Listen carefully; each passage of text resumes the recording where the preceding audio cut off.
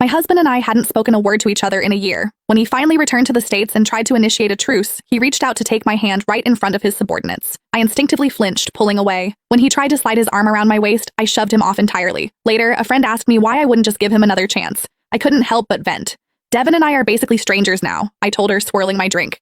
Being in the same room as him gives us absolutely nothing to talk about. The silence is so suffocatingly awkward I want to dig a hole through the floorboards and bury myself. My friend's expression suddenly contorted. Her eyes darted frantically to a spot just over my shoulder. I turned around. There he was. Devin stood frozen a few feet away, his face completely drained of color. Well, if it was awkward before, it was a full-blown catastrophe now. I could have dug a trench straight to the Earth's core. Devin Frost and I had been locked in a bitter stalemate for 12 months. For the entirety of that year, he had been in Switzerland, accompanying his ex-girlfriend and her parents while her father sought experimental medical treatments. He had played the devoted proxy son perfectly. Now that he was back in Chicago, he was the one lowering his head, asking for peace. Before he left, he hadn't said a word of goodbye. But a year is a long time. The blinding, white-hot rage I used to feel had mostly burned out, leaving only a cold pile of ash. When we fell apart, things had gotten incredibly ugly. I had just lost our baby. My hormones were crashing, my heart was shattered, and I was bleeding out my grief in the form of cruel, jagged words. "I don't care that Ella's father is dying, Devin," I had screamed at him. "She spent years trying to ruin other people's happiness. This is just karma catching up to her." I remember the way Devin's features had hardened. The usual calm, detached elegance he carried himself with vanished.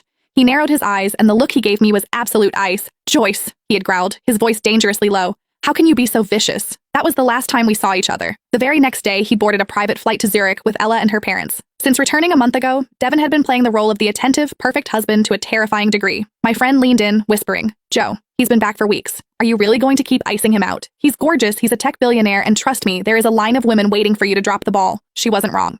Devin came from old money and built his own empire on top of it. The line of women wanting to date him probably stretched all the way to Paris, but he had been gone for a year, a whole year. So much had happened in the empty spaces he left behind. During that first month, I used to stare at my phone, desperately hoping for a call, a text, a sign. It never came. Over time, I had reflected on my own behavior too. I knew what I said about her dying father crossed a line. I forced a stiff smile now, looking at my friend. But I'm serious. Being around him is just agonizing. We have nothing to say to each other. It's so awkward I can't breathe. That was when she looked past me, her eyes widening, telegraphing disaster. "What?" I asked. "Is there something in your eye?" She just blinked harder. I turned.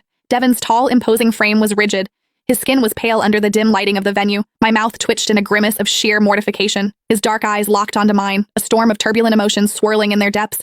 Without a word, he closed the distance between us and wrapped his hand around my wrist.